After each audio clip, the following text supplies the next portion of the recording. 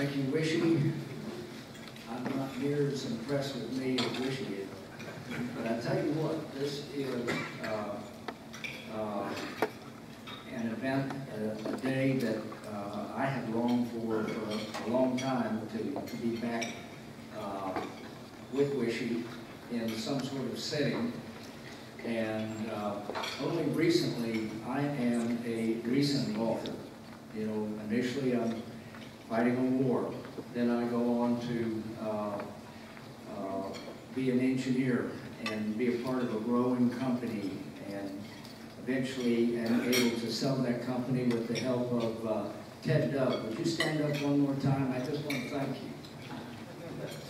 And the other fellow that was introduced, John Tolliver, the three of us were in the choir at Jefferson United Methodist Church. And so that's the kind of bond we have. And we had that until I was invited to lead the choir.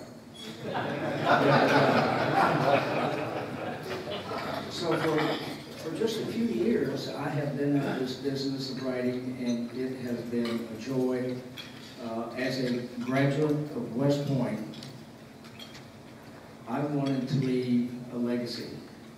And so the book that you see pictured on the screen is my first book, and that's what we're going to talk about in connection with Veterans Day. And my hat's off to this club. What's the total membership, roughly? And I counted, you know, I just do this sort of thing in the flyer there. I counted the number of veterans, and there were 50 veterans. That's outstanding. That is something this club should be proud of. And my hat goes off to the cadets of Parkway. And Carissa, you had me crying when, just beautiful, just a beautiful performance. Thank you. Good luck to you. Absolutely. Okay, and large thanks to Peyton Cole for inviting me to be your speaker on this, our Veterans Day celebration program. So, we're going to kind of go back in history and look at veterans of a former time, perhaps the most defining time in our country's history. I think it was. And what you see pictured on the cover of my book is, and it's circa Civil War, this is a photograph of cadets at West Point conducting field artillery drill on the plain at West Point. And the cameo pictures on the left, there is John Pelham from Alabama. And on the right is Edmund Kirby, his best friend, from New York State. They are members of the West Point class of 1861. And my story is about the last year at the Academy for this class of 1861. During this time frame when history unfolds, the nation unravels, another one is formed, and these best friends have to make decisions. The story is told in flashback from the days leading up to the first major battle of the Civil War, the first battle of Bull Run. And the last chapter is the actual battle. And in that last chapter, these characters that you've fallen in love with confront each other across Henry House Hill, the defining battlefield in that first battle of Bull Run. The Confederates winning the victory that day.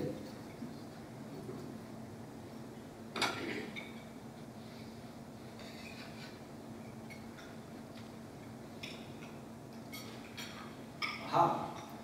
So this is your speaker just a few years back. And,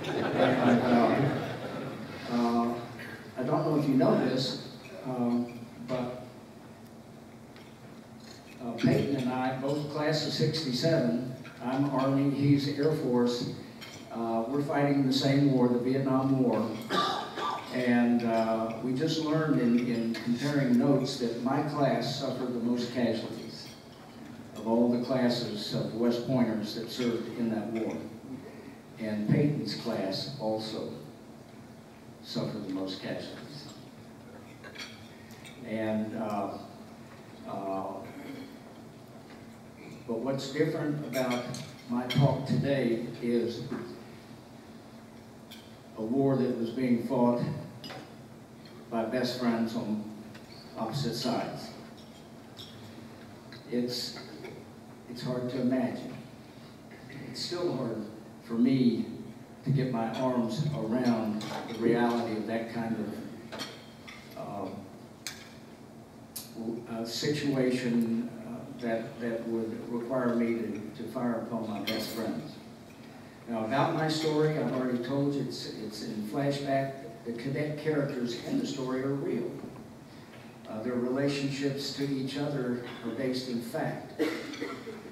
And every attempt was made in the story, since this was a legacy piece for the Academy, to make everything as authentic as possible. Has anyone here been to the United States Military Academy at West Point? I see one hand. 2, 3, 4, 5, 6, 7, 8, 9, 10. Not many. Well, should you choose to read my book, that might change. I've had so many people, after reading the books, tell me the first thing I'm going to do is visit West Point. So this is a current day picture, and dark in this room.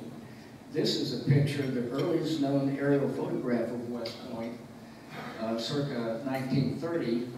And what I've identified on this photograph are some key features to my story, where the story unfolds. There is the barracks area, the cadet summer camp area, and the West Point Hotel. The first book, one thing I should share with the not too many beautiful young ladies that are present here is that there is a love story in the party. It was important to me to be authentic about what it was like to be a cadet. And being a cadet, I can tell you that for the 4 years I was there, all I thought about were young girls. So every summer encampment at the Academy during this time frame, during the months of June, July, and August, young ladies, femme fatales, would be escorted by their mothers or other chaperones and stay at the West Point Hotel for a week, typically, where every Monday, Wednesday, and Friday night there was a hop, there was a dance at the West Point Hotel. This was a time for romance and for engagements and for broken romances and engagements, but basically a really good time for cadets.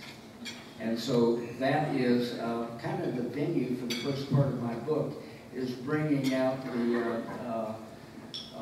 the reality of being a cadet during a more idyllic time.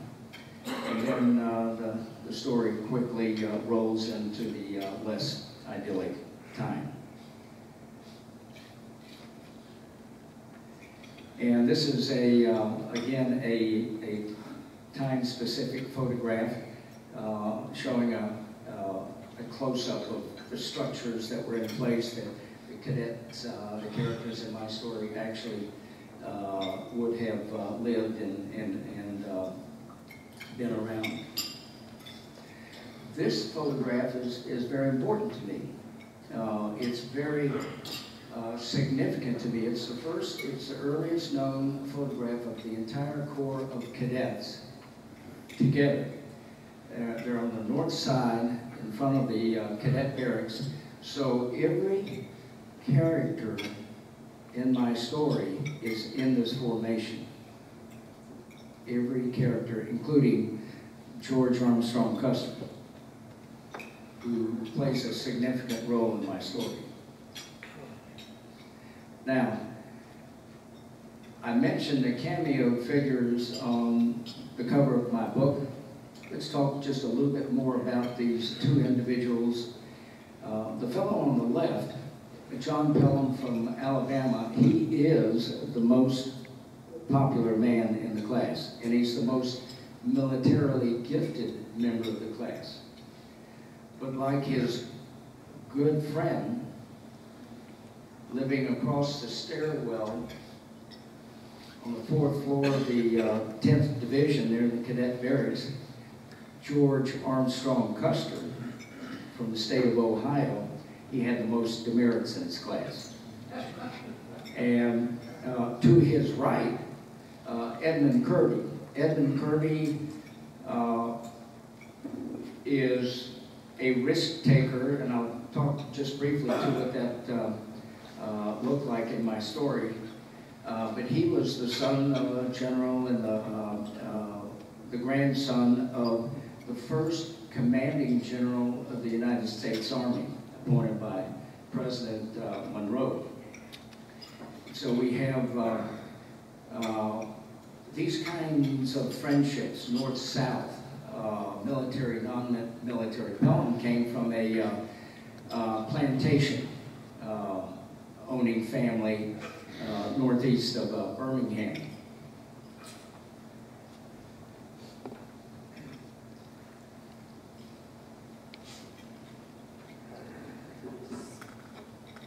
This young man is going to, typically at this point, but you know, I am, this is a Rotary meeting. I know how these work, and I know there's a hook.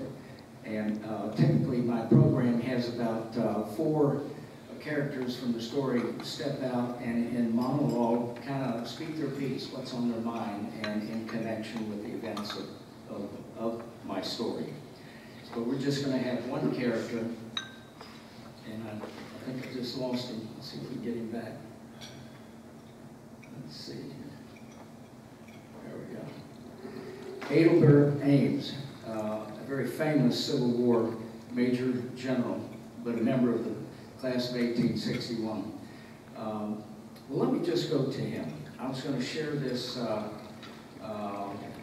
this risk that cadets at West Point would take.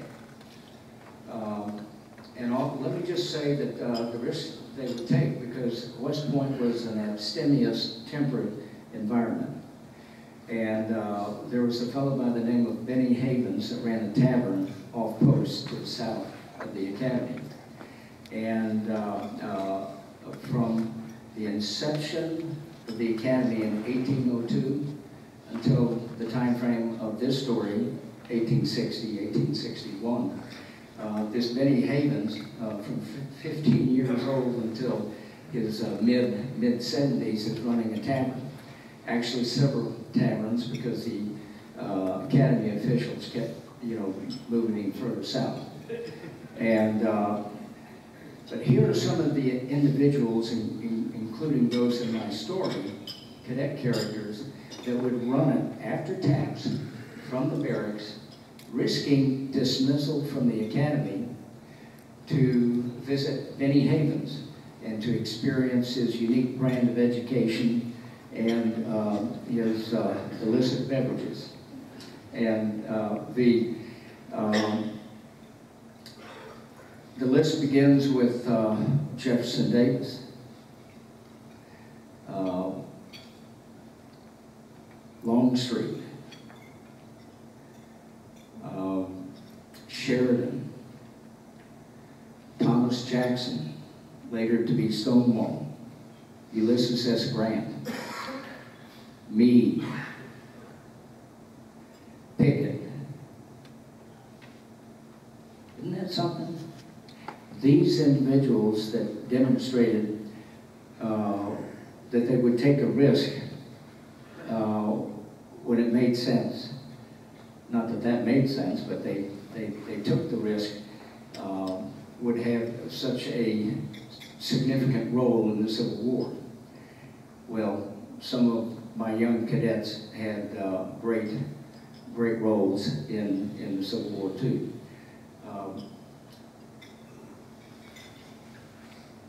Okay, we've got, I'm just so sorry we have just a little bit of time, but let me just ask Adelbert if he will step forward. He has agreed. Okay.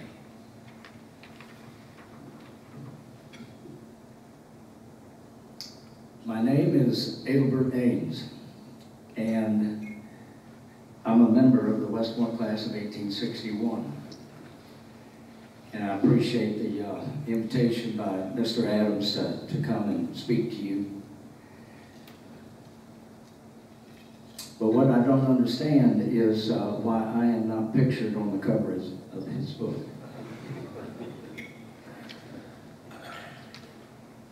You know, for me, the war is such a distant memory. For you see, today is January the 1st, 1933, and I am 97 years old.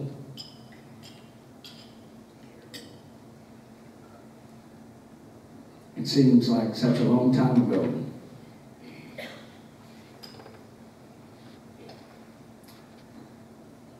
And things have changed so much.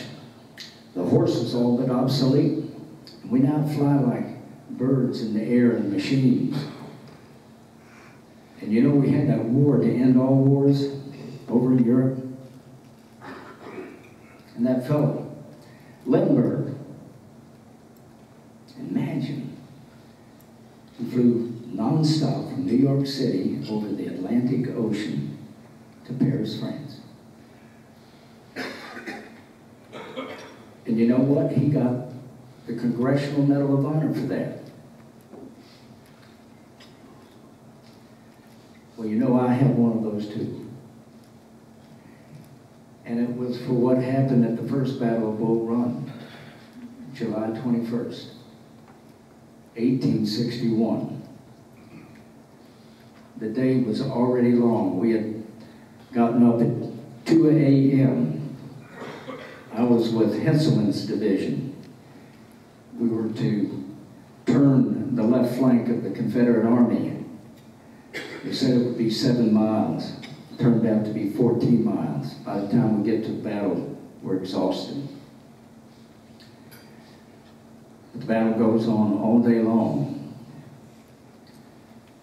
In the afternoon, Edmund Kirby and I, we have our guns ablazing across Henry House Hill at massed Confederate infantry, which we later learned belonged to Thomas Jackson's brigade.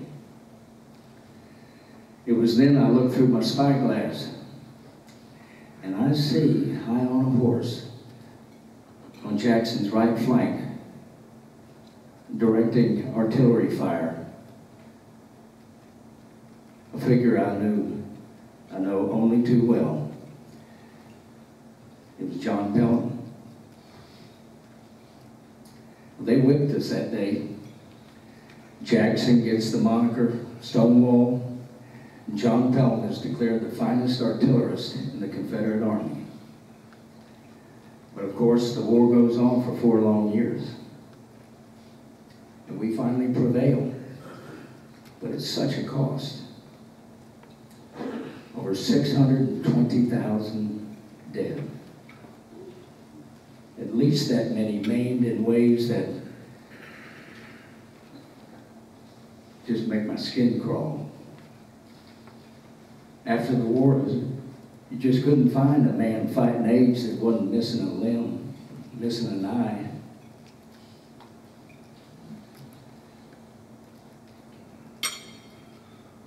This is my West Point ring, class of 1861. Inside is inscribed our motto, faithful to death. And you know we were. but in a war of fratricide.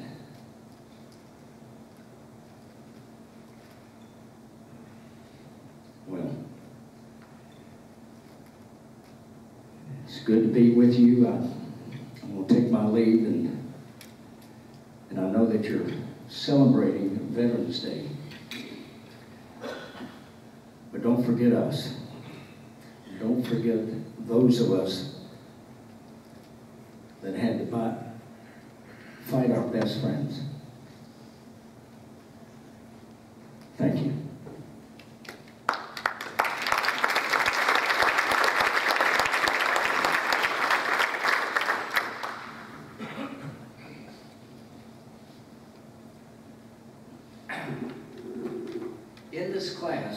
In this class of 1861,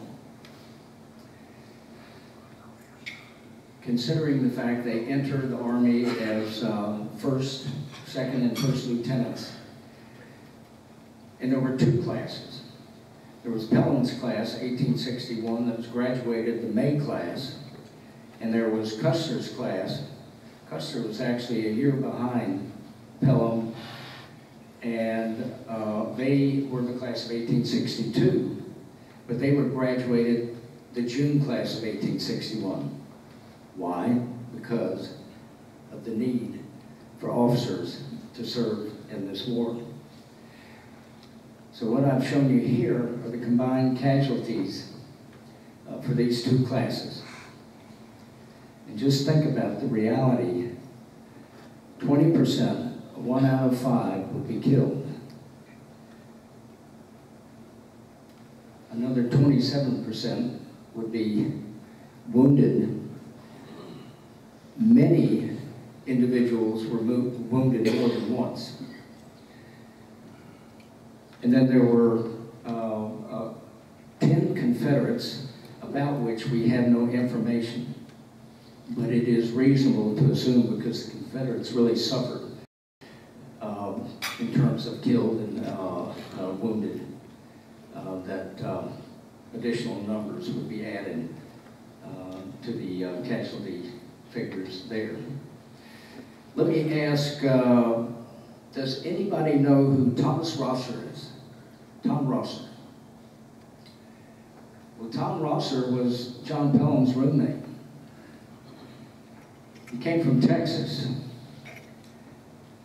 And he came from, is it Panola County, just on the other side of the Sabine, right?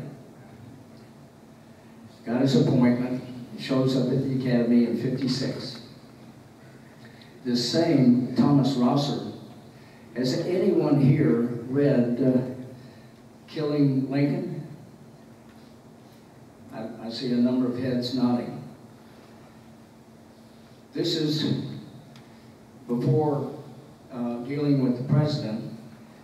It's a story about Lee's retrograde movement from Richmond.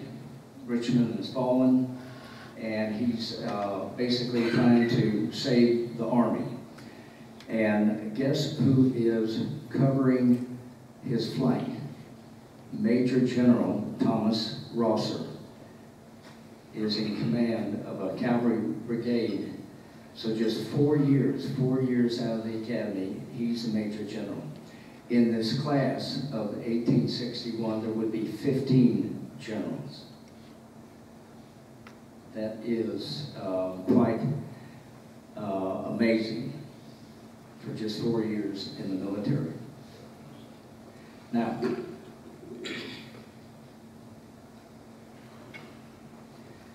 if you go to the academy, there's recognition for the first time, and this memorial was in place in 2002 to all those Confederate and Union and Confederate that fought in the Civil War. It's actually the largest memorial complex at the academy. It's called Reconciliation Plaza. And there are 18 granite markers, and on the polished faces of these markers is imprinted the history, primarily, of the class of 1861. This was a memorial created by the class of 1961. So a centennial memorial presented by them. The center monument pictures Lee and Grant facing each other at Appomattox. Now, that concludes my remarks. I would love to take questions. If we could have some light, that might be good, because I know there are people out there.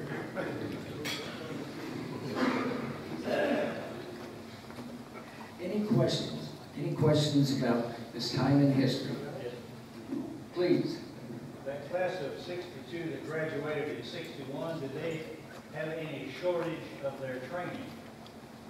Was their training any shorter? It was shorter by a year, but now this is another quirk of history. There were 3 classes that underwent a 5-year curriculum. The class of 60, 61, and 62. 60 completed the 5-year. By the way, this was instituted by Robert E. Lee and Jefferson Davis, who was then Secretary of War. So Custer's class would have finished 4 years of the 5. And yes, they would have been shorted actually some important courses. Yeah. Question? Looking at the numbers there, it looks like there's about 55 people in each class. Is that true?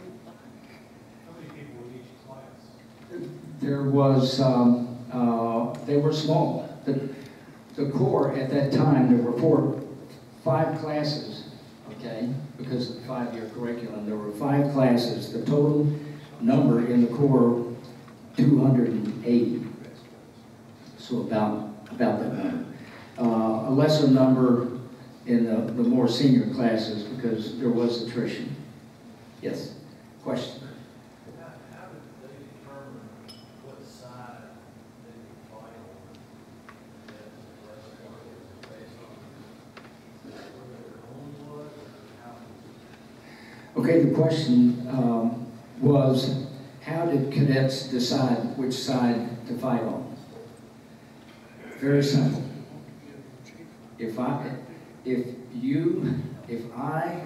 If we, this room, were at the academy and a civil war broke out, would you not go home? Would you not go home? It really was that simple.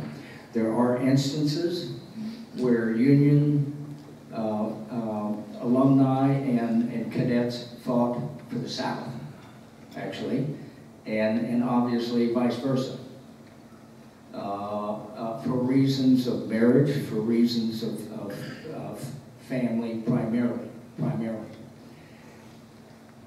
And one thing that should be understood is that prior to late in 1861, and this resulted in more departures from the academy, the oath taken by entry cadets at the academy did not require allegiance to the Union. It was recognized in the oath that you came from a state and your fealty was to the country. But what country? When you're, if, you know, you kind of fast forward, the Confederacy has been formed, your country is no longer the Union. It is a different country. So, you know, that, it really was not much more complicated than that. Question? I believe the commandant was General E.G.T. Beauregard of Louisiana. Is that true in 1861? If it is true, did he resign or was he asked to leave? The question centers on Beauregard, Pierre Gustave Touton Beauregard. He was a superintendent for 5 days, just 5 days. Another superintendent was superintendent up until kind of mid-January. And if you remember, Louisiana seceded, I think, the 1st of February, or somewhere in that time frame. Well, so almost reluctantly, he accepts the promotion. It was probably to be superintendent at the academy. It was probably the 3rd highest ranking position an Army officer could hold at that time. And so he takes that position. Apparently he had an incredible impact on cadets during that short time that he was there. He was a very convicting speaker, and but his tenure was cut short when Louisiana seceded, and he declared his sword for his home state and for the Confederacy. And so he resigned. It was not so much that, you may hear other anecdotes that, well, he was asked to leave, but he was going. There's no question about that. Question? One more question. What's enrollment at West Point now, Rich? Current enrollment is 4,400. 4,400, so almost 20 times the size of the Corps at that time, at the time of the Civil War. Well, I want to thank you so much for inviting me. Thank you, Wishy, Peyton. We have quite a shared history, don't we? Absolutely. Thank you.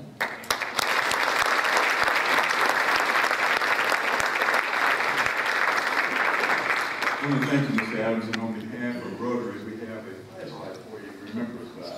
That's good.